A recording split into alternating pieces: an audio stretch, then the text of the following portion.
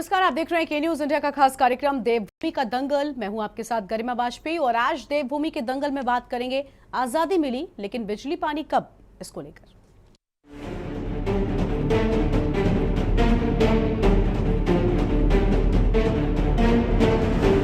आजादी के 7 दशकों के बाद भी देश के कई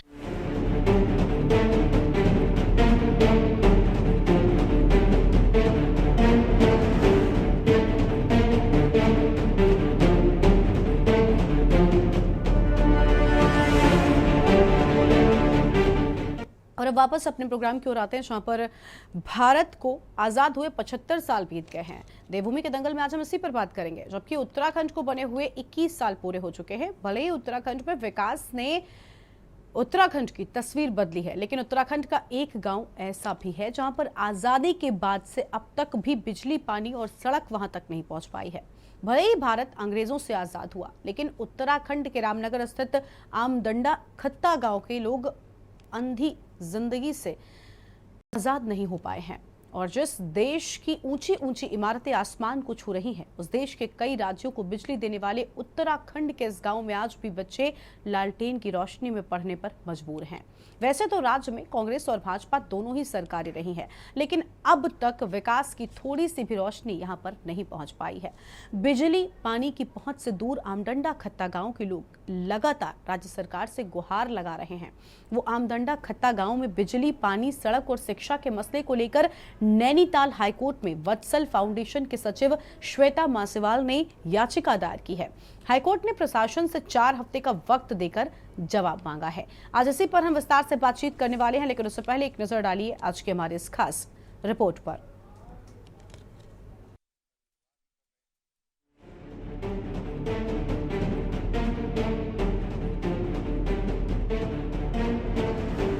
आजादी के 7 दशकों के बाद भी देश के कई राज्यों के गांव विकास से अछूते हैं।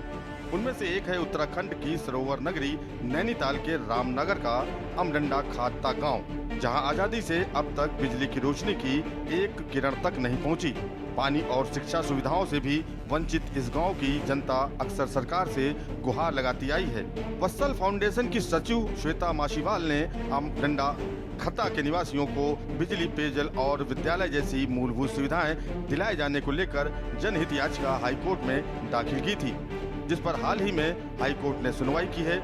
मामले को सुनने के बाद कोर्ट की खंडपीठ ने भारत सरकार के वन सचिव सदस्य सचिव, नेशनल वाइल्ड लाइफ बोर्ड प्रमुख, वन्य जीव संरक्षक उत्तराखंड, निदेशक कार्बेट टाइगर रिजर्व, अधिशासी अभियंता यूपीसीएल रामनगर और अधिशासी अभियंता जल संस्थान को नोटिस जारी कर 4 हफ्ते में जवाब मांगा है। याचिका में बताया गया है कि आमडंडा क्षेत्र में विद्युतीकरण को लेकर 2015 में धनराशि आवंटित हो गई थी और संयुक्त निरीक्षण के अनुसार आमडंडा में विद्युतीकरण के लिए एक भी पेड़ नहीं काटा जाना है, जबकि केंद्र सरकार के नियमों के अनुसार सिर्फ प्रति हेक्टेयर 75 से अधिक पेड़ काटे जाने पर ही वन ग्राम में विद्युतीकरण हेतु केंद्र सरकार की अनुमति की जरूरत होती है। लेकिन इस मामले में अधिकारियों की हीला हवाली के कारण 2015 से आज तक विद्युतीकरण नहीं हो पाया। इसी तरह आमडंडा में पेयजल को लेकर भी वर्ष 2012 में आज तक कोई कार्रवाई नहीं हो पाई। याचिकाकर्ता का कहना था कि आमडंडा खत्ता के निवासी ग्रामीण बिजली, पानी और शिक्षा के अभाव में कष्टमय जीवन जी रहे हैं और अधिकारियों द्वारा लगातार उनके अधिकारों की अनदेखी की जा रही है। जनहित याचिका में कोर्ट से प्रार्थना की गई है कि उन्हें जरूरी मूलभूत सुविधाएं दिलाई जाएं। दुर्भाग्य है कि जिन व्यवस्थाओं के लिए उत्तराखंड के लोगों ने ये उत्तराखंड राज्य का जो संघर्ष किया था, वो इन्हीं सब बातों के लिए था कि सड़क, पानी और बिजली, ये 3 ऐसी चीज़ें थी जो आज के भौतिकवाद युग में बहुत महत्वपूर्ण रखती है। और अगर आज भी गांव में बिजली नहीं पहुंची तो ये बड़ा दुर्भाग्यपूर्ण सही। इसमें आप देखिए कि पिछले 5 सालों में एक तरफ हमारे 5 मेगावाट बिजली परियोजना जो 5 मेगावाट बिजली दे सकती थी, उसकी बिजली का उपयोग नहीं हो रहा और बिजली की कटौती हो रही और कमी हो रही। देखिए, जहाँ तक मेरी जानकारी है, जब केंद्र में प्रधानमंत्री नरेंद्र मोदी जी बने 2014 में, तो 18,000 गांव में बिजली नहीं थी और हर गांव में 1,000 दिन में बिजली पहुंचाने का लक्ष्य 11 दिन पहले पूरा किया गया। 1,000 दिन में पूरा करना था जो वो, उसको 11 दिन पहले किया गया। तो हिंदुस्तान का कोई गांव ऐसा नहीं है जहां बिजली न पहुंची हो।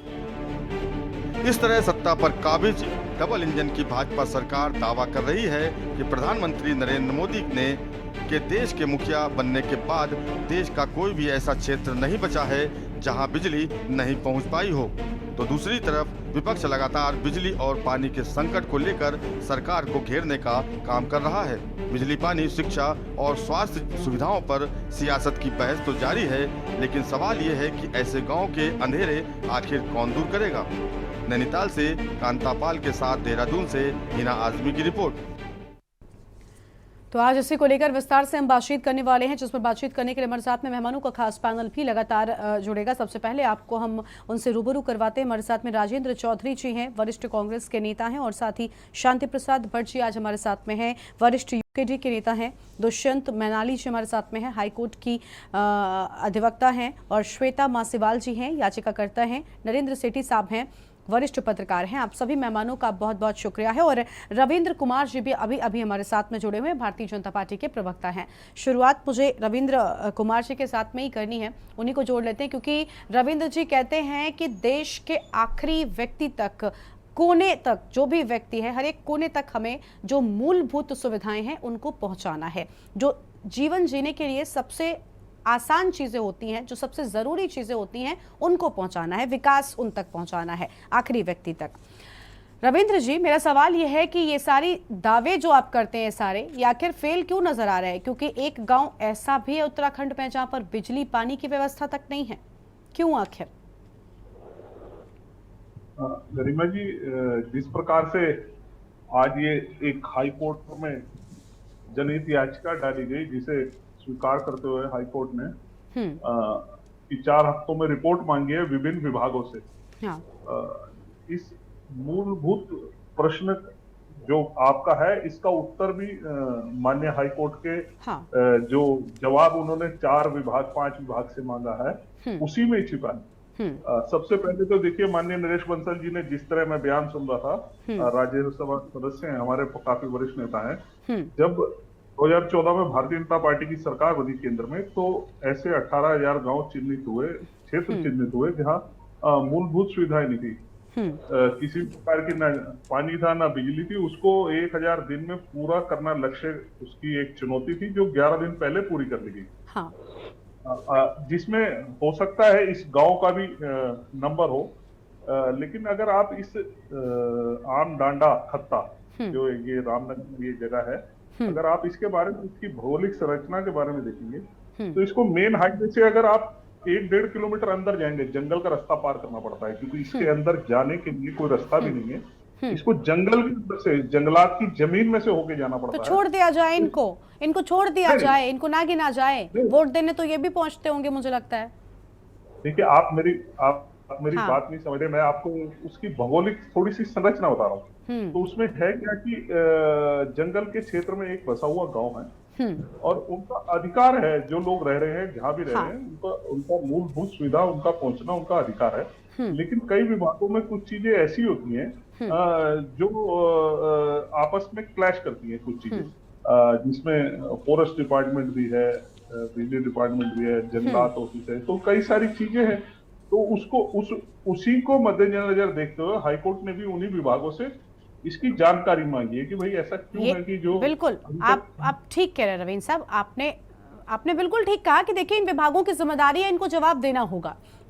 लेकिन सवाल तो यहाँ पर ये है ना कि हाईकोर्ट ने आज याचिका डाल दी, श्वेता जी ने तो जवाब मांग लिया। अगर ये याचिका न डाली जाती तो ये जिम्मेदारी किसकी बैठती है कि ये जो विभाग जिनका आपने नाम गिनाया, ये अपना काम कर रहे हैं कि नहीं कर रहे हैं? ये जिम्मेदारी सुनिश्चित करना किसकी जिम्मेदारी है, बताइए आप।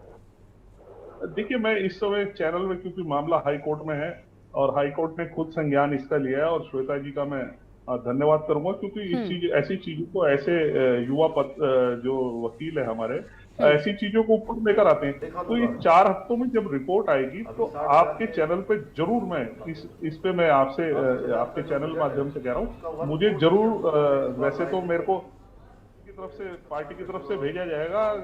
मैं फिर भी आपके साथ इस डिबेट में जुड़ रहूंगा। जब 4 हफ्ते बाद रिपोर्ट आपके पास आएगी तो आपको पता लगेगा किन्हीं कारणों से, क्या कारणों से वहां तक मूलभूत सुविधाएं नहीं हो पाया अभी तक। ऐसा नहीं है कि सरकार इसकी संज्ञान में नहीं है सरकार।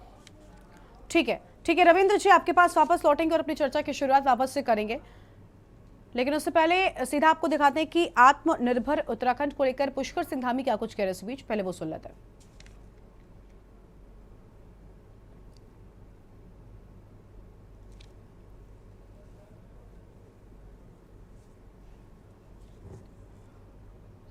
तो उत्तराखंड के मुख्यमंत्री पुष्कर सिंह धामी की सीधी तस्वीरें आपके टीवी स्क्रीन पर आपको हम दिखा रहे हैं, जहां पर आत्मनिर्भर उत्तराखंड को लेकर यहां पर पुष्कर सिंह धामी की ओर से अहम बातें कही जा रही हैं। तो सीधी तस्वीरें उत्तराखंड के मुख्यमंत्री पुष्कर सिंह धामी की। उत्तराखंड के मुख्यमंत्री पुष्कर सिंह धामी आत्मनिर्भर उत्तराखंड कार्यक्रम में पहुंच चुके हैं और यहां पर संबोधन में बड़ी बातें कहते हुए नजर आ रहे हैं।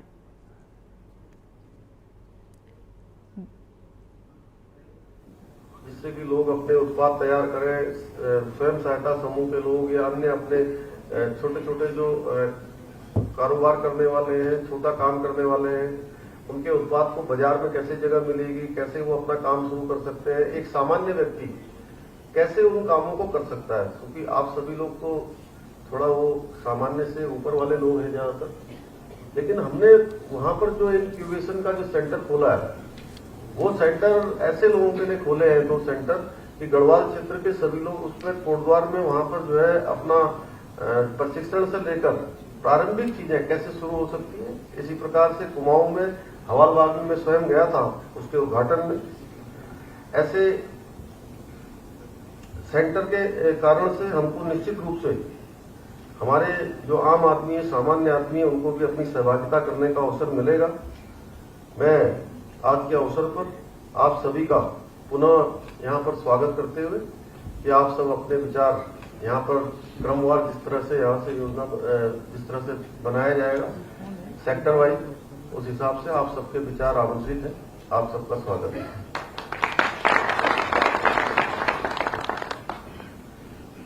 धन्यवाद माननीय मुख्यमंत्री जी। अब हम ये संवाद प्रारंभ कर रहे हैं और पहला क्षेत्र है वो स्वाभाविक रूप से कृषि का है और जितने हमारे काश्तकार और कृषि से संबंधित जितने सभी से कृषि और संबंधित विभागों से मैं आमंत्रित करता हूं। संक्षेप में अपनी बात रखेंगे और जैसा माननीय मुख्यमंत्री जी और वित्त मंत्री जी ने भी कहा कि तो बजट पूर्व संवाद में पहुंचे हुए थे मुख्यमंत्री पुष्कर सिंह धामी और यहां पर उनकी ओर से कई अहम बातें कही गई हैं और अब वापस अपनी चर्चा की शुरुआत करेंगे। हमारे साथ लगातार मेहमान बने हुए हैं। नरेंद्र सेठी साहब हमारे साथ में हैं, वरिष्ठ पत्रकार हैं। सेठी साहब, अभी आपने सुना रविंद्र जी को। रविंद्र जी कह रहे हैं कि भाई ये विभाग जो हैं ये जिम्मेदार हैं, ये जवाब दे देंगे, लेकिन आपको लगता है कि ये एक जिम्मेदारी भरा जवाब हुआ? क्योंकि ये वही सरकार के लोग बड़े जोर शोर से कहते हैं ना कि हम आपको बिजली देंगे, पानी देंगे, और आज जब बात आती है तो कहते हैं कि विभाग जवाब देंगे। क्यों भाई?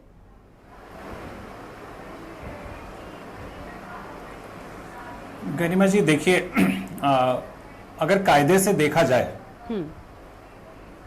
तो मुझे लगता है कि आज भाजपा, मैं कभी कहता नहीं हूं ऐसा, लेकिन आज तो भाजपा और कांग्रेस के प्रवक्ताओं को शांत बैठ के सुनना चाहिए, क्योंकि जो कदम लोकतंत्र के चौथे स्तंभ पत्रकार को उठाना चाहिए था वो आज याचिकाकर्ता श्वेता जी ने और विद्वान अधिवक्ता दुष्यंत जी ने उठाया है। तो ये साधुवाद के पात्र हैं जिन्होंने पत्रकारिता का दायित्व निभाते हुए एक जागरूकतापूर्ण कदम उठाया और जिससे ये बताया पूरे देश में कि हमें अंग्रेजी हुकूमत की दमनकारी नीतियों से तो 75 साल पहले आजादी मिल गई, हाँ। लेकिन 22 साल बने हुए उत्तराखंड हो गया और यहां पे बारी बारी से भाजपा और कांग्रेस की सरकारें रहीं, लेकिन किसी के भी ऊपर के माले में इतनी समझ नहीं थी कि वो इस गांव तक जाके ये देख पाते कि इनके पास बिजली है कि नहीं है। और हम बड़े गर्व से बड़े बड़े विज्ञापन देते हैं अखबारों में, टीवी चैनलों पर कि ये ऊर्जा प्रदेश है, आइए उत्तराखंड में आपका स्वागत है। हाँ। गलती से अगर कोई सैलानी या पर्यटक कोई वहां पे घूमने चला जाए तो उस पे उसके जहन में क्या तस्वीर बनेगी उत्तराखंड की, ये तो स्वयं यही जान सकते हैं। तो मैंने इसलिए कहा कि इनको आज दोनों को बोलने का कोई हक नहीं है। ये सर्वविदित है कि भ्रष्टाचार की जो जड़ें हैं देश में काफी गहरी हो चुकी हैं, और एक दूसरा और खतरनाक पहलू धर्मांधता का जो है उससे भी हम जकड़ चुके हैं। लेकिन विकास के लिए ये जब दोनों बाधक हैं, और उस गांव के मेरे को तो ताज्जुब है, वो वोट मांगने कैसे जाता है वहां का विधायक उस गांव में, बिल्कुल बिल्कुल, वो क्या मुंह लेके जाता है, मुझको तो ये बड़ा ताज्जुब है। और वहां के जिलाधिकारी या वहां के जो प्लानिंग के अधिकारी हैं, और वहां से कुमाऊं से दो मुख्यमंत्री ऐसे जो कि जिनके पास ऊर्जा का पोर्टफोलियो रहा, भगत सिंह कोश्यारी और वर्तमान में पुष्कर सिंह धामी, उनको यही नहीं पता चला कि इस गांव में बिजली नहीं है, दीपक तले अंधेरा। और इतनी बड़ी बात, और उसको हम कहें कि हम जागरूक मीडिया हैं, तो आज मुझे स्वयं को मीडिया कर्मी कहते हुए भी मुझे थोड़ा सा परहेज हो रहा है। मैं श्वेता और दुष्यंत के जज्बे को सलाम करता हूं कि उन्होंने ये मुद्दा उठाया और अदालत तक लेके गए, और इस रूप में लेके आए कि सरकार के कान पर सिर्फ ना जू रेंगी है, बिल्कुल बिल्कुल सेठी साहब, आप बिल्कुल ठीक कह रहे हैं कि ये बेहतर है कि इस तरह के मुद्दे उठाए जाएं। लेकिन हम आपको बता दें कि के न्यूज़ भी एक जिम्मेदार चैनल, और हमने इस खबर को दिखाया था, और आज इसीलिए हम इस मुद्दे को लेकर चर्चा करने के लिए यहाँ पर बैठे हुए हैं, ताकि जो सरकार के नुमाइंदे कहते हैं कि हम अंतिम व्यक्ति तक विकास पहुंचाएंगे, वो आखिर क्यों नहीं हो रहा है, क्योंकि अगर हम सवाल नहीं उठाएंगे तो एक्शन कैसे लिया जाएगा। खैर, याचिकाकर्ता श्वेता मासेवाल जी हमारे साथ में लगातार मौजूद हैं, सबसे पहले उनके पास अब चलते हैं। श्वेता जी, आपका स्वागत है आज के हमारे कार्यक्रम में। श्वेता जी, आपकी ओर से याचिका डाली गई है, अभी सरकार की ओर से, आज पार्टी की ओर से, हमारे साथ में बीजेपी की ओर से रविंद्र जी बैठे। रविंद्र जी बोल रहे थे, तब आपने सुना, उन्होंने कहा कि विभाग आपको जवाब देंगे। ये बात ठीक है कि फॉर्मली अगर हम देखें, एक पैटर्न जो होता है, प्रोसीजर होता है, उस नाते आपने विभाग से जवाब मांगा, विभाग आपको जवाब देंगे। लेकिन क्या जनता इतना सब समझती है? क्या विभाग वोट मांगने जाता है? क्या विभाग ये कहता है कि हम आपके घर तक बिजली का खंभा आपके गांव में लगाएंगे आकर? क्या विभाग पानी वाला कहता है कि आपके घर में नल में पानी आएगा? ये बड़ी बड़ी बातें कौन करता है? और फिर आज जब जवाब देने की बात है तो विभाग जवाब देंगे। गरिमा जी, यही समस्या है दरअसल कि लोकतंत्र की परिभाषा से उत्तराखंड खासतौर पे काफी दूर होता जा रहा है। बिल्कुल सही बात है, विभागों की जवाबदेही होती है, विभाग प्रशासन के अंतर्गत आता है, लेकिन प्रशासन के ऊपर होता है शासन, यानी लोग जो है, लोगों के चुने हुए जनप्रतिनिधि वहां होते हैं, जिनका काम होता है ये सुनिश्चित करवाना कि विभाग कार्य कर रहे हैं। और मैं जो हमारे भारतीय जनता पार्टी के प्रवक्ता है उनको ये बता दूं कि रामनगर, अकेले रामनगर शहर में ही 16 से 22 गांव इस वक्त ऐसे हैं जहां बिजली के खंभे पड़ गए हैं, लेकिन बिजली अभी तक नहीं आई है। ये तो एक गांव की लड़ाई है, बाकी कई गांवों की लड़ाई सिर्फ हाईकोर्ट में ही नहीं, मेरे काबिल जो दुष्यंत मिनाली भाई साहब यहाँ हैं, सुप्रीम कोर्ट तक भी वो लड़ाई हम लड़ रहे हैं। और दुख इस बात का है कि चुनाव में मैं तो लोगों से भी ये अपेक्षा रखती हूँ कि जब आपके घर में बिजली नहीं है, पानी नहीं है, आप लोग किस तरह से वोट दे देते हैं। एक बार चलिए आप झांसे में आ गए, 2 बार झांसे में आप आ गए, 22 साल हो गए उत्तराखंड को बने हुए, और दुख की बात है आज भी हमारे नेताओं को समझ में नहीं आता कि दरअसल राजनीति करी क्यों जाती है। होमवर्क पूरा नहीं होता है, और इसी का फायदा उठाते हुए जो अधिकारी हैं वो जिस तरह के जवाब हाईकोर्ट में प्रस्तुत करते हैं, उसकी बानगी तो अभी आपको दुष्यंत जी बताएंगे। खैर, जैसे कि हमारे भारतीय जनता पार्टी जो मौजूदा सरकार है उनके प्रवक्ता कह रहे हैं कि ये विभागों की जिम्मेदारी थी, लेकिन मैं इनको याद दिला दूं कि विभागों की जिम्मेदारी थी, लेकिन विभागों से सवाल किसी पार्टी ने नहीं पूछा, किसी जनप्रतिनिधि ने नहीं पूछा। अभी राज्यसभा सांसद बता रहे थे, और दरअसल ये सवाल भी मेरे अंदर तभी कुल बुलाया क्योंकि 2014 में जब ऐतिहासिक जीत दर्ज कराकर नरेंद्र मोदी जी की सरकार आई थी, और तत्कालीन वित्त मंत्री जो एक बहुत काबिल वित्त मंत्री थे, अरुण जेटली जी ने ये ऐलान किया था प्रथम वित्त बजट में कि अब भारत में 100% गांव में बिजली आएगी। मेरे तो अंदर उसी दिन सवाल को था कि क्या 100% जो गांव इन्होंने कहे हैं उसमें वनग्राम और ट्राइबल गांवों की क्या गिनती नहीं होती है? क्योंकि भारत में ऐसे कई सारे गांव हैं, हम पूरे भारत के कई एग्जाम्पल्स उठा सकते हैं, और वन प्रहरी होने का संरक्षण दिया जाता है कि तो वनों से लगे हुए गांव हैं। जब हम कोर्ट में जाते हैं तो ये दलील दी जाती है कि जैसा कि अभी भौगोलिक स्थिति बता रहे थे हमारे प्रवक्ता महोदय, लेकिन ये दलील तो दे दी जाती है, लेकिन ये जब वन संरक्षण की बात आती है तब फिर से हमारे अधिवक्ता जो है दुष्यंत मैनाली जी को फिर याचिका डालनी पड़ती है कि जो है ये अवैध खनन जो हो रहा है उसमें वन विभाग भी शामिल होता है, इसको कैसे रोका जाए। तो ये एक्ट ऑफ कन्वीनियंस है पूरी तरह से। जो प्रशासन शासन के लोग हैं वो अपने भले के लिए तो सारी चीजें कर लेते हैं, लेकिन जब आम जनता की बात आती है तो फिर नियम बताए जाते हैं। ठीक है, आपके पास आएंगे रविंद्र जी। अभी आपने बोला सबको सुन लेते हैं, उसके बाद आपसे हम जवाब लेंगे। शांति प्रसाद भट्ट जी हैं, उसके बाद दुष्यंत जी के पास चलेंगे। शांति प्रसाद जी, यूकेजी तो उत्तराखंड के बेसिक मुद्दों को हमेशा से उठाती आई है। हमने देखा है कि उत्तराखंड की बड़ी लड़ाई आपने लड़ी है, लेकिन फिलहाल ऐसे भी गांव सामने आ रहे हैं जहां पर बिजली, पानी और शिक्षा की जो सबसे, मुझे लगता है कि सबसे बेसिक जरूरतों में से एक है, अगर ये नहीं पहुंच पा रहा है तो आखिर क्यों आवाज और तेजी के साथ नहीं उठाई जा रही है। विपक्ष में रहते हुए आप लोग भी आवाज तेजी से उठाइए ना, ताकि भौगोलिक परिस्थितियों का हवाला देकर कम से कम सत्ता पक्ष के लोग बच ना जाएं। बहुत सही बिंदु पर आज चर्चा है। बहन श्वेता मालीवाल को बधाई, उन्होंने पूरे राज्य का ध्यान इस ओर आकर्षित किया है। हाँ। मैं जो बात बोलूंगा उससे वकील साहब भी सहमत होंगे और याचिकाकर्ता हमारी बहन भी सहमत होगी। राज्य 22 में बना, देश आजादी 1947 में हुआ। इसके बीच में उत्तराखंड के मूल निवासियों के साथ जो धोखा केंद्र की सरकार ने किया, ये उसी का परिणाम है। वन अधिनियम 1980-81 ये हमारे लिए कलंक साबित हो चुका है। वनों से लगे हुए गांव सड़कों से महरूम हैं, तो बिजली और पानी तो बहुत दूर की बात है। मैं यमकेश्वर विधानसभा क्षेत्र का हूं और रामनगर की जो स्थिति है वहां पर भी पार्क है, हमारे यहाँ पे भी राजा जी नेशनल पार्क है, और हमारे गांव भी सड़कों से महरूम है। और जिस गांव का मुद्दा आज उठा है, उस गांव का दुर्भाग्य यह है कि वो देश की आजादी के बाद से खेती कर रहे किसान केवल इसलिए विकास से दूर हैं क्योंकि वहां पर वन अधिनियम का हवाला देकर सारी सरकारें अपना किनारा कर लेती हैं। भारतीय जनता पार्टी की राजनीतिक ईमानदारी आप देख लीजिए, बड़ी बेधड़क होकर उनके सांसद आकर कह गए हमने जो है 11 दिन पहले सभी देश के गांवों को बिजली से जोड़ दिया। ऐसे में आप क्या कर लोगे इस लोकतंत्र में, जब सरेआम टीवी चैनल पर आकर झूठ बोलकर वोट पा जाते हैं। मुझे तो दुख इस बात का होता है कि जिनका मुद्दा हम उठा रहे हैं, इन्होंने भी वोट भारतीय जनता पार्टी को दिया।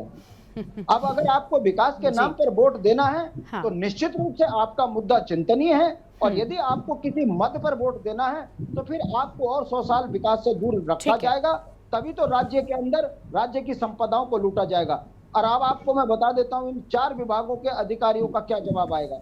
मैं भी हाई कोर्ट में खूब लड़ता हूँ, राजनीतिक व्यक्ति होने के नाते, उत्तराखंड का मुवज्जिज नागरिक होने के नाते बुनियादी चीजों को लेकर मैं भी हाई कोर्ट में जाता हूं। अब आप क्या कर लोगे, बिजली विभाग का अधिकारी वहां जाकर हाई कोर्ट में वन अधिनियम 1980 का हवाला देकर खड़ा हो जाएगा, क्या कर लेंगे हाई कोर्ट क्या कहेंगे, इस कानून में जो है ध्यान दिया जाए और गांव के नागरिकों को उनके मौलिक अधिकार बहाल कराए जाएं।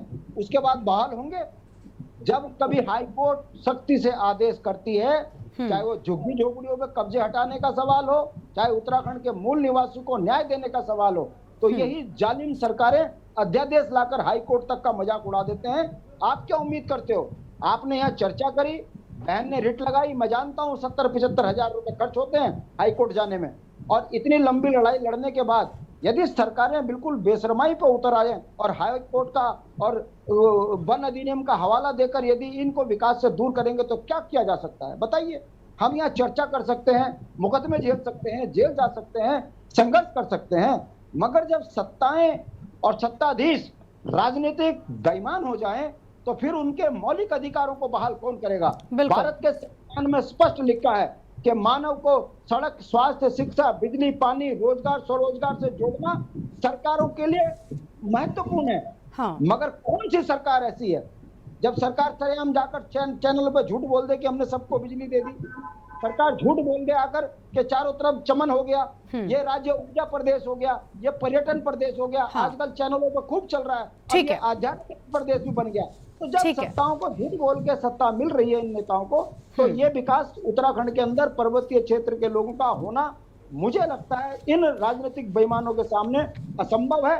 बहन स्वाति को मैं फिर पुनः जो है धन्यवाद देता हूं, कम से कम जनता का ध्यान तो गया, शायद क्या पता कोई रास्ता निकल जाए और बिजली चली जाए, वरना इनके रहते हुए नहीं शांति प्रसाद जी आपने बिल्कुल ठीक बात कही है कि बहन श्वेता जी ने तो अच्छा काम कर दिया, लेकिन विपक्ष होने के नाते कुछ काम आप लोग भी करिए। अगर इनसे पहले आप लोगों ने ये मुद्दे उठा दिए होते तो मुझे लगता है कि फिर इनको वहां तक जाने की जरूरत ही ना पड़ती, क्योंकि कुछ जिम्मेदारी तो आपकी भी बनती है ना कि आप भी ऐसे मुद्दे उठाते रहिए। खैर, दुष्यंत मैनाली जी से हम जानेंगे उनकी राय कि आखिर क्या कुछ, क्योंकि वो भी ये लड़ाई लेकर हाईकोर्ट तक पहुंचे हैं। लेकिन उससे पहले एक छोटे से ब्रेक के लिए आप रुक रहे हैं, कहीं मजा आएगा, फौरन हाजिर होंगे।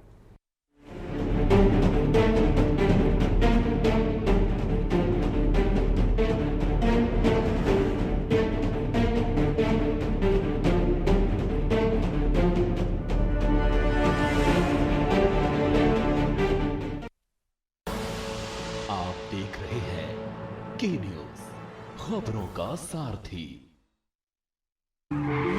देखें कौन नया खिलाड़ी आया है।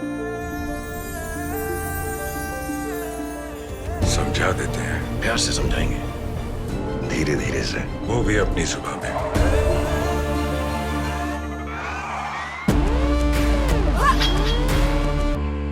ये तो अपनी जुबान है। जुबान एक हो तो दिल भी एक होने चाहिए। विमल बोलो जुबान केसरी। करें अपने जीवन को कृतार्थ, सुने श्रीमद् भागवत कथा रोज प्रातः 6 बजे मेरे साथ सिर्फ के न्यूज इंडिया।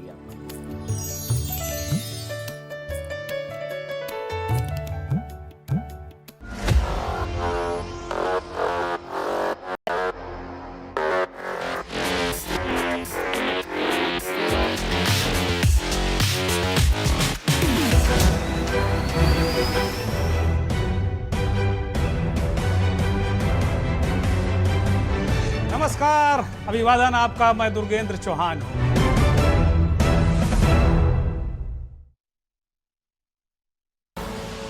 आप देख रहे हैं के न्यूज, खबरों का सारथी।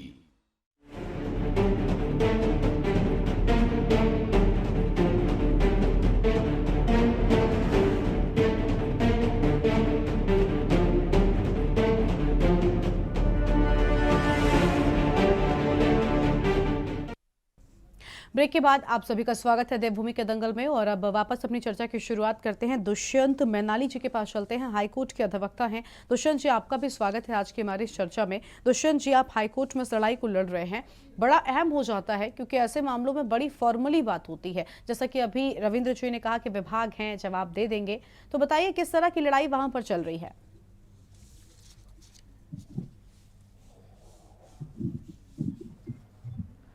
दुष्यंत जी, आप तक हमारी आवाज पहुंच रही है?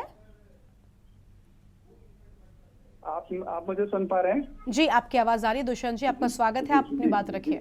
धन्यवाद। हाँ, मैं ये बताना चाह रहा था आपको कि जो श्वेता जी ने जो याचिका दायर की है, जिसको मैं कंडक्ट कर रहा हूँ, इसमें आमडंडा खत्ता के ग्रामीणों की मूलभूत आवश्यकताएं जो बिजली पानी है, उसको लेके ये लड़ाई लड़ी जा रही है। और यहाँ पर देखने में ये आया था कि जब पूर्व में कोर्ट ने इसमें जवाब मांगा था, तो एक तरफ विद्युत विभाग का कहना है कि हम इसका सर्वे हमने किया है और यहाँ पर बिजली की लाइन डालने के लिए एक भी पेड़ काटने की जरूरत नहीं पड़ेगी। जबकि दूसरी ओर निदेशक कॉर्बेट जो तत्कालीन है, उन्होंने भी अपना जवाब दाखिल किया और उन्होंने कहा कि इसकी परमिशन हम बिजली की लगाने की इस गाँव में नहीं दे सकते हैं क्योंकि कॉर्बेट पार्क की आउटर बाउंड्री में है। हालांकि इसका जो कॉन्स्टिट्यूशन है, इसकी जो स्थापना है बहुत पुरानी है, लेकिन इसमें जो नियम है, इसी सबके बीच जब वो मना करते हैं इस बात के लिए कि यहाँ लाइन नहीं पड़ेगी, तो इस बात को इग्नोर करते हैं कि यहाँ पे जो फॉरेस्ट राइट्स एक्ट है, जो rights of forest where act है 2006 का, वो कहता है कि अगर प्रति हेक्टेयर 75 से कम पेड़ अगर कट रहे हैं तो ऐसे स्थान पे बिजली की लाइन वन क्षेत्र में भी डाली जा सकती है। उसके लिए बस यही है कि पर्यावरण को जो नुकसान ना हो, उसके पैरामीटर्स तय किए गए। लेकिन इस मामले में जहाँ एक और स्पष्ट है कि एक भी पेड़ नहीं कट रहा है, सिर्फ 14 पेड़ों की पार्शियल लॉपिंग होनी है, उसके बावजूद कुछ अधिकारियों की हठधर्मिता की वजह से ये लोग आज भी बिजली से वंचित हैं। जबकि आप देख रहे हैं कि लगातार दीनदयाल ग्राम ज्योति योजना में भारत सरकार प्रचार कर रही है कि हम हर घर तक बिजली पहुंचा रहे हैं, लेकिन आज इस 2022 के सन में भी एक गांव ऐसा है जहां पर बिजली नहीं पहुंच पाई है। तो जिसका कारण सिर्फ ये है कि कानून है, उनके फेवर में वेलफेयर लॉज हैं, जिसमें ये प्रोविजन भी है कि जो सख्त वन कानून है उनकी छूट दी गई है, लेकिन उसके बावजूद यहाँ पर बिजली नहीं लग पा रही। तो एक तरह से जो प्रेजेंट नेतृत्व वहाँ का है, उसकी जो वहाँ की और लीडरशिप है लोकल, जो वहाँ के अधिकारी हैं, उनकी जिम्मेदारी सीधे सीधे बनती है कि वो एक वेलफेयर एसेट के बजाय अड़ंगे अटकाने का काम कर रहे हैं। ठीक है, जिम्मेदारी यहाँ पर अधिकारियों की भी बनती है और साथ ही साथ सरकार की भी बनती है जो बड़े बड़े दावे करती है। शांति प्रसाद जी आपके पास आएंगे, उससे पहले रविंद्र जी को सुन लेते हैं। रविंद्र जी, अभी आपने सभी प्रवक्ताओं को सुना, यहाँ पर बाकी अधिवक्ता साहब को सुना, श्वेता जी को सुना, उन्होंने साफ तौर पर कहा कि लड़ाई में किस तरह की दलीलें जो है वो दे दी जाती है विभागों की ओर से। रविंद्र जी, मुझे लगता है नैतिकता भी सरकार की सबसे ज्यादा बनती, सबसे ज्यादा क्या सिर्फ सरकार की ही बनती है?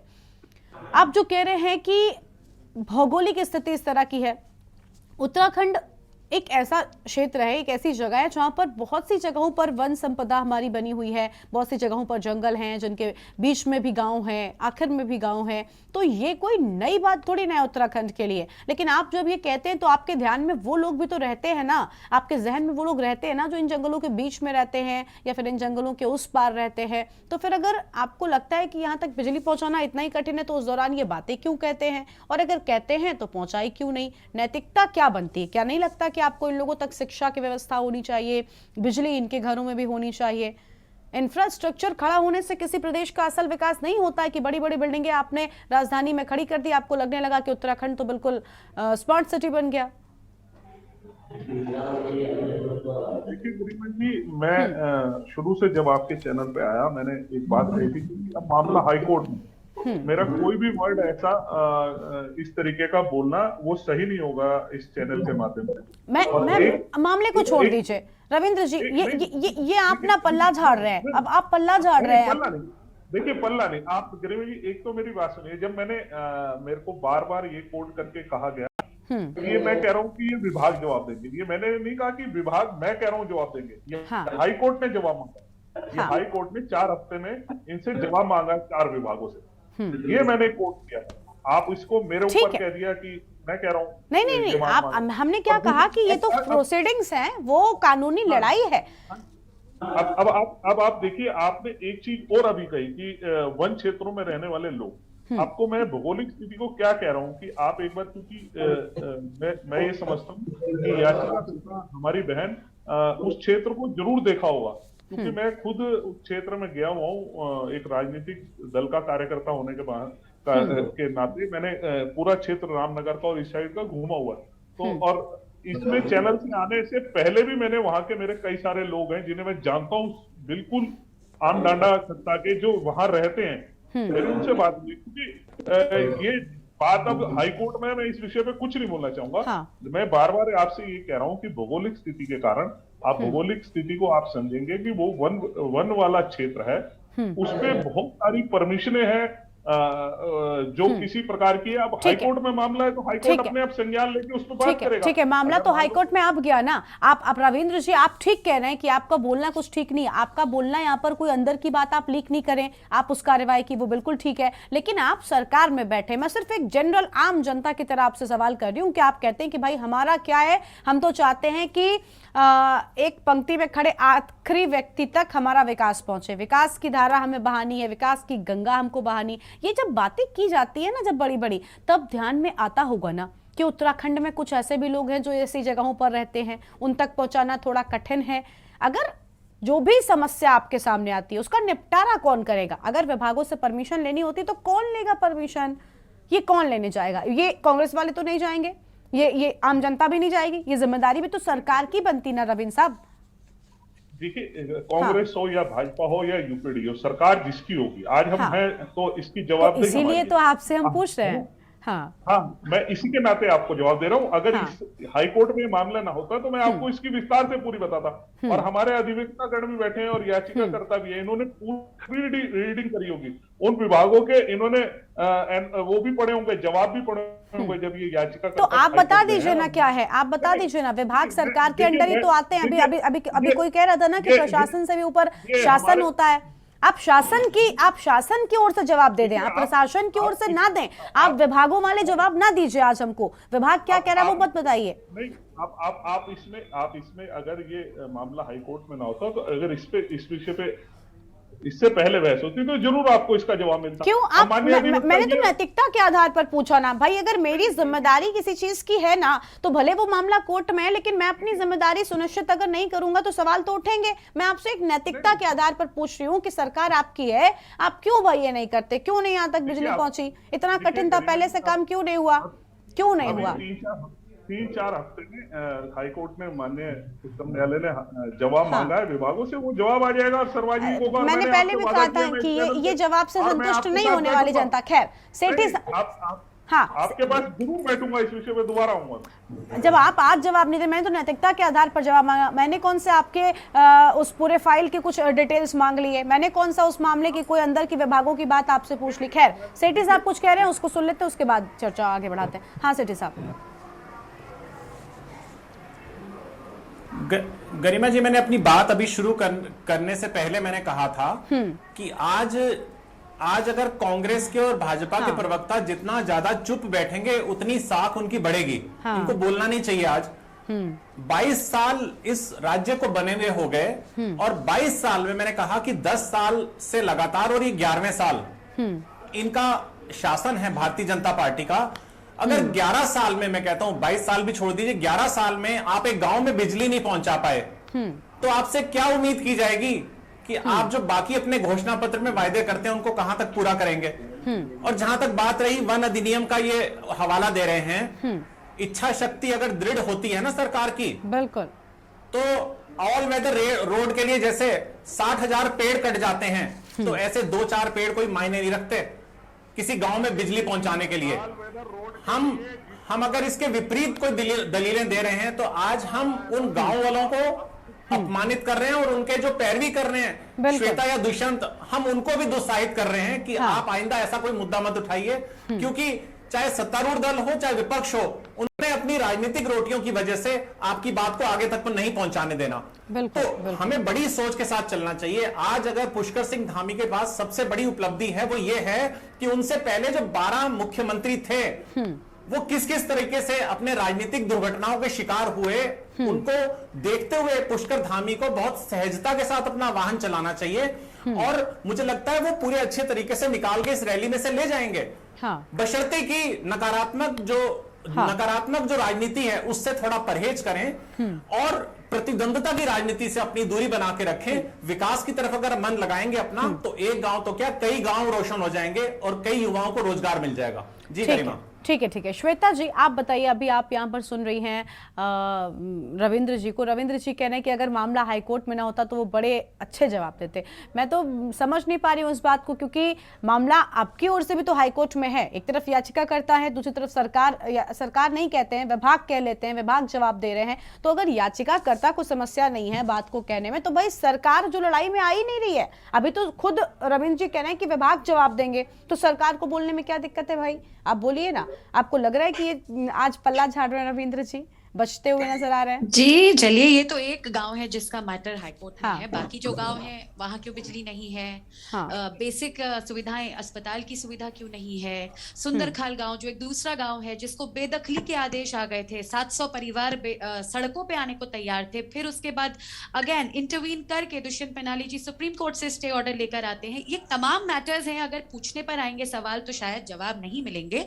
और दुख इस बात का होता है, जैसे सेठी जी कह रहे हैं, कि अपनी बात को प्रूव करना सिर्फ ये राजनीतिक महत्वाकांक्षा नहीं होनी चाहिए कि मैं आया हूं तो I can't be proven wrong, parties तो अपना काम कर रही है। कड़वा सच ये है कि 22 सालों में किसी भी नेता ने विल पावर नहीं दिखाई है। जिस तरह से ऑल वेदर रोड की बात की गई, यही नहीं, जब पूर्व में प्रधानमंत्री जी यहाँ आए थे तो एक नेशनल डेली में यह खबर छपी थी कि पेड़ काटे थे उस वक्त भी लैंडिंग के लिए। तो बहुत एक्ट ऑफ कन्वीनियंस की बात मैंने कही। जब अपने लिए कोई नियम बनाना होता है नेताओं को या प्रशासनिक अधिकारियों को, अपवाद हर जगह पर हैं, तो सारी चीजों पर कलम चल जाती है। लेकिन एक आम आदमी इस गांव की याचिका को जब मैंने दुष्यंत जी से डिस्कस किया तो उस गांव के एक बहुत पुराने व्यक्ति जो चुनाव में भी खड़े हो गए क्योंकि उन्होंने मन बना लिया था इस बार वो किसी को वोट नहीं देंगे, उनको बिजली विभाग में, वो बेचारे आमडंडा जो गांव है वहां से बिजली विभाग पैदल आते हैं, रोजाना सुबह 6 बजे मुझे एंजाइटी में कॉल करते हैं। उनकी पूरी उम्र निकल गई है और आप समझ सकते हैं कि जब गांव में बिजली पानी नहीं है तो रोजगार भी नहीं होगा। इतनी बड़ी बड़ी फाइलों का खर्चा किस तरह उठाते होंगे, किस तरह लेते होंगे। लेकिन आज राजनीतिक पार्टियां जो हमारी हितैषी बनती हैं, ये सच है कि इनके अंदर से मानवता और नैतिकता शून्य हो चुकी है। और बल्कि मैं तो यहां तक कहूंगी कि लोगों ने भी अब ये मान लिया है कि समाज सेवी हैं इन कामों के लिए, राजनेताओं का काम है ठीक है चीजों को बांटना। ठीक है राजेंद्र जी भी हमारे साथ में जुड़ चुके हैं, वरिष्ठ कांग्रेस के नेता है। राजेंद्र जी, आपका बहुत स्वागत आज की हमारी चर्चा में। जी राजेंद्र जी, आपसे अब शुरुआत कर लेते हैं। राजेंद्र जी, उत्तराखंड की बात करें तो सिर्फ कांग्रेस और बीजेपी, इन दोनों दलों ने ही उत्तराखंड में सत्ता में रहे हैं। इन्होंने ही उत्तराखंड के विकास की बड़ी बड़ी बातें भी की हैं। आज हम एक चर्चा कर रहे हैं एक गांव को लेकर जहां पर बिजली, पानी और शिक्षा से पूरी तरह से उस गांव को दूर रखा गया है। इस तरह की कोई व्यवस्था उस गांव के लोगों तक नहीं पहुंचाई गई है। मुझे लगता है अगर इस पर सवाल हम बीजेपी से कर रहे हैं तो कांग्रेस पार्टी से भी किया जाना चाहिए, क्योंकि भले ही 10 सालों के पहले हम कह लें कांग्रेस पार्टी भी रही है और यहां तक अगर नहीं पहुंची ये चीजें तो जिम्मेदारी यहां पर आपकी भी है, जवाबदेही आपकी भी है। बताइए आखिर ऐसा क्यों हुआ? गरिमा, सबसे पहले तो मैं जो याचिका करता है श्वेता जी, उन्हें धन्यवाद दूंगा कि उन्होंने एक ऐसा मुद्दा जनता के बीच लाए जिससे ये पता लगा कि अभी इस देश में कुछ गांव बाकी हैं जहां बिजली जानी चाहिए। Many thanks Shweta, thank you for raising your voice. दूसरी बात, उत्तराखंड नियामक आयोग में मैं एक पहला और शायद आखिरी राजनीतिक कार्यकर्ता हूं जो 2003 से लगातार उपभोक्ताओं की लड़ाई लड़ रहा है और 2016-17 से अभी पिछले मार्च तक उत्तराखंड नियामक आयोग के समक्ष उत्तराखंड विद्युत वितरण या जिसे कहेंगे उत्तराखंड विद्युत विभाग, उसका कहना यह है कि उत्तराखंड के प्रत्येक गांव, प्रत्येक गली, प्रत्येक मोहल्ला ऐसा कोई मकान नहीं है जहां पर बिजली ना पहुंची हो। माननीय प्रधानमंत्री जी ने भी कहा कि भाजपा ने पूरे देश में विद्युतीकरण किया है। मैं आपके चैनल पे आम डंडा खाता गांव के लोगों से हाथ जोड़ के माफी मांगता हूं कि कांग्रेस की सरकार आपके यहाँ बिजली नहीं दे सकी, इसकी नैतिक जिम्मेदारी मेरी भी है। और मैं इसके लिए क्षमा प्रार्थी हूं। लेकिन उन लोगों से मैं सवाल पूछना चाहूंगा जिन्होंने मात्र 16,000 गांव में इस देश में, मैं हमारे इस बीच में जो एक्सपर्ट बैठे हैं, मैं इनसे कहना चाहूंगा इस देश में सेठी साहब 6 लाख के आसपास गांव हैं, आबाद और गैर आबाद, और भाजपा की सरकार ने दावा किया कि हमने पूरे देश में विद्युतीकरण कर दिया है और इन्होंने मात्र 11 या 12 हजार गांव में बिजली पहुंचाई है। वो पहुंचाई जो मनमोहन सिंह की सरकार अंतिम समय में स्वीकृत करके गई। आज अगर श्वेता ना होती तो शायद पता ही ना चलता कि उत्तराखंड जिस राज्य में, उत्तराखंड ऐसा राज्य है जिसमें अपने उपयोग की बिजली पैदा करने से ज्यादा की क्षमता है जितना हमारा डोमेस्टिक कंजम्पशन है। We are producing just about 4 times. और ऐसे में अगर हमारे लोगों को बिजली नहीं मिलती है तो मैं अपनी पार्टी की तरफ से मैंने तो माफी मांग ली और मैं प्रयास करूंगा। श्वेता, आप निश्चिंत रहें, मैं कल ही इस मुद्दे पे सीएमडी साहब से बात करूंगा। ठीक है। और आपको एक चीज और बताऊं मैं, कि अभी पिछली सुनवाई में इन्होंने विद्युत दरें बढ़ाई और आपको जानकर हैरानी होगी कि डोमेस्टिक कंज्यूमर पे बिजली की दरें ज्यादा हैं और कमर्शियल कंज्यूमर पे कम। और अगर किसी व्यक्ति को इस पे कोई डाउट हो तो मैं उसके साथ ओपन डिबेट करने को तैयार हूं और I am on the record. ठीक है। दूसरी चीज, उत्तराखंड में जो बिजली पैदा होती है उसकी कॉस्ट ऑफ प्रोडक्शन ₹1.31 प्रति यूनिट है और आम उपभोक्ता 7 रुपए तक का दाम दे रहा है। कॉमर्शियल नहीं, ठीक, डोमेस्टिक। ठीक है। तो ये जो हमारे साथी बैठे बेचारे जो हैं भाजपा वाले, इनके थैले में सामान कम है। इनके थैले में जो सामान दिल्ली से आया है, ये बेचारे उसकी बात कह रहे हैं, इन्हें पता नहीं, मैं नाम तो भाई साहब का जानता नहीं, लेकिन मैं इतनी बात जरूर कहूंगा कि सियासत में, राजनीति में, समाज सेवा में अगर आपकी कोई कमियां रहती हैं, अगर आपसे कोई सवाल पूछता है तो आपको कमी के लिए माफी मांगनी चाहिए और सवाल का जवाब देना चाहिए। खैर ठीक है, नहीं वही लोग राजेंद्र जी ये बात ठीक है कि राजनीतिक प्रवक्ता अमूमन माफी मांगते नहीं और ये कहते नहीं है कि हाँ हमारी पार्टी ने ऐसा नहीं किया। ये अच्छी बात है कि खैर आज आप यहाँ पर मंच पर बैठकर माफी मांग रहे हैं और कह रहे हैं कि हाँ कांग्रेस पार्टी के कार्यकाल में इस तरह की चीजें नहीं हो पाई हैं। रविंद्र जी आप कुछ कहना चाहेंगे, क्योंकि कांग्रेस ने तो माफी मांग ली कि भाई हमसे गलती हो गई, हम नहीं पहुंचा पाए बिजली। देखिए बिजली से लेके और इन्हें कई चीजों पे माफी मांगनी पड़ेगी। अगर मुझे अच्छा लगता, आज जिस पर बात हो रही है इस पर ही आप भी मांग लीजिए। आपको लगता है कि अगर आप नहीं पहुंचा पाए तो? जब उत्तराखंड का निर्माण हो रहा था तो सबसे बड़े विरोधी पार्टी कांग्रेस थी, अगर उस पर भी माफी मांग ले तो मुझे अच्छा लगता, मुझे बहुत अच्छा लगता। अभी फिर आपने गड़े मुर्दे उठाने शुरू कर दिए। मैं आज बिजली पर बात कर रही हूँ ना, आम डंडा पर बात करिए ना, आप इसी गाँव पर बात करिए ना। भाई आप बिना पढ़े आ गए, आपने पढ़ाई नहीं की बिल्कुल भी। राजेंद्र भाई जो है इतने बेचारे, सुन लो रविंदर जी, उत्तर प्रदेश का निर्माण भी कांग्रेस ने ही किया है। की बेचार की झलकती है, ये जो काम करते हैं ये अपना बता देते हैं, खुद कर नहीं पाते। नहीं राजेंद्र भाई देखिए, आप अपने करे हुए कामों को इतना बताते हैं कि आप हम डिबेट को डिरेल कर रहे हैं। बेच दी, इसकी किसने स्थापना की? जो आप ओएनजीसी बेच रहे हो उसकी स्थापना किसने की? बेचने खरीदने के काम को कांग्रेस करते थे। नहीं ठीक है, देखिए अभी आपस में मत लड़िए, अभी आपस में मत लड़िए। आज हमारे साथ और भी मेहमान है, उनके साथ उनके पास हम चलेंगे।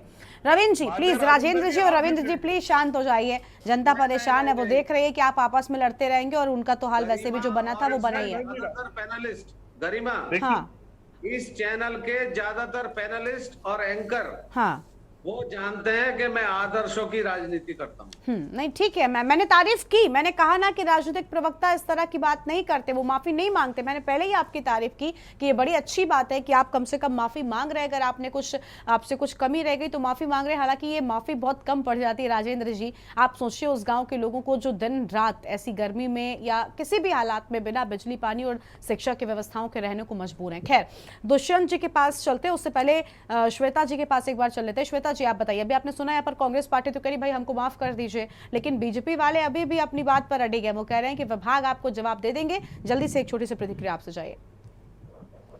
जैसा मैंने कहा कि 22 साल हो चुके हैं और माफी के लिए बहुत देरी हो चुकी है, लेकिन इस बात का भान होना, क्योंकि इट्स नेवर टू लेट।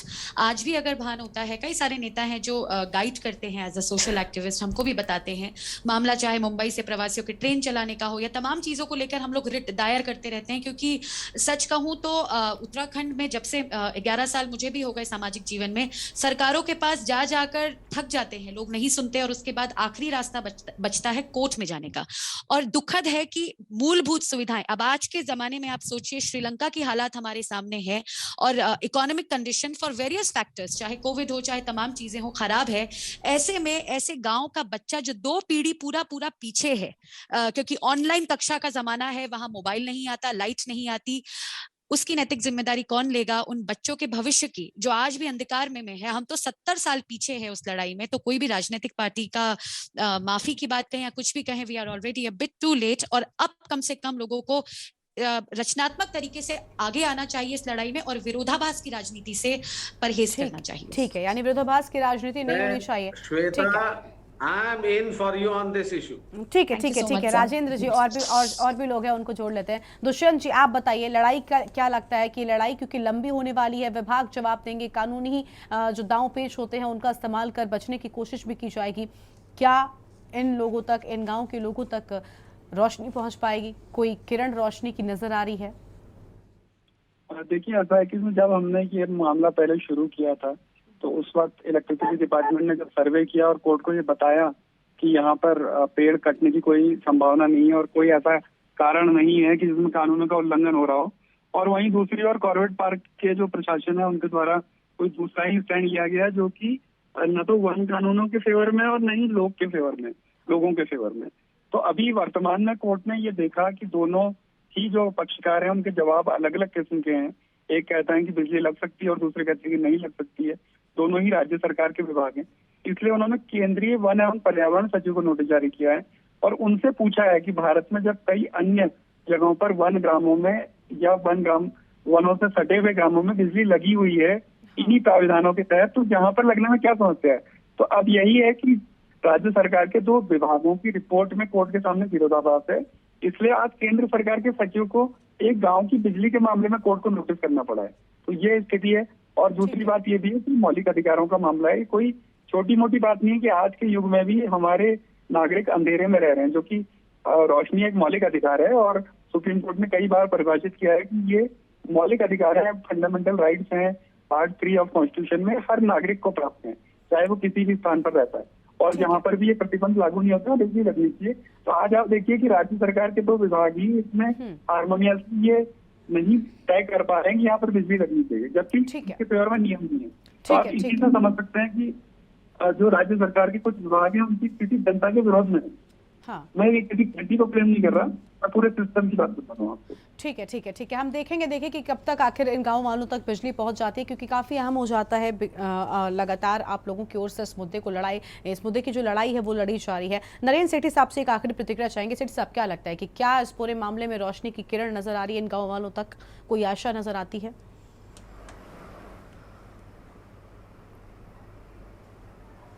देखिए, रोशनी पहुंचाने का मुझे लगता है कि मैं किसी राजनीतिक दल को श्रेय इसलिए नहीं देना चाहूंगा क्योंकि अभी राजेंद्र जी ने तो बड़े खुले हृदय से इस बात को स्वीकार कर लिया कि हमसे त्रुटि और एक चूक हुई है। और अगर आज श्रेय देना चाहेंगे तो हम केवल श्वेता को और दुष्यंत को श्रेय देंगे, जिन्होंने कि ये पहल करी और इस पहल के द्वारा उस गांव में अगर रोशनी पहुंचती है तो मैं तो बल्कि इस मुद्दे को छेड़ने से कहने से चूक गया था कि जो ये ऑनलाइन का जमाना जिस समय पूरा देश लॉकडाउन में है और उस समय उस क्षेत्र के बच्चों ने पढ़ाई कैसे की होगी, वास्तव में बहुत ही इससे बड़ा अंधकारमय और कोई अध्याय हो नहीं सकता उनके जीवन में। और इस अध्याय से अगर निजात दिलाने में वर्तमान सरकार भी कामयाब हो जाती है तो मुझे लगता है कि पूर्व में जिस क्षेत्र से नारायण दत्त तिवारी भी मुख्यमंत्री रहे और उनके पास ऊर्जा जैसा महत्वपूर्ण विभाग था और वो भी वहां तक बिजली नहीं पहुंचा पाए, आज अगर श्वेता और दुष्यंत के प्रयासों से वहां बिजली पहुंचती है तो we should salute these people. हमें इन दोनों का बहुत धन्यवाद करना चाहिए। बिल्कुल, बहुत शुक्रिया आप सभी मेहमानों का आज हमारे साथ इस चर्चा में आने के लिए, अपनी बात रखने के लिए। तो आज हम बात कर रहे थे कि आज़ादी तो मिल गई, लेकिन आखिर बिजली और पानी कब मिलेगा, और सवाल यही उठता है कि आखिर ये विभाग क्या कुछ जवाब देंगे और सरकार की भी क्या जिम्मेदारी बनती है। हालांकि सरकार के प्रवक्ता ये कहते हुए नजर आए कि विभाग ही जवाब देंगे। खैर, देवभूमि के दंगल में आज इतना ही। आप देखते रहिए के न्यूज़ इंडिया। नमस्कार।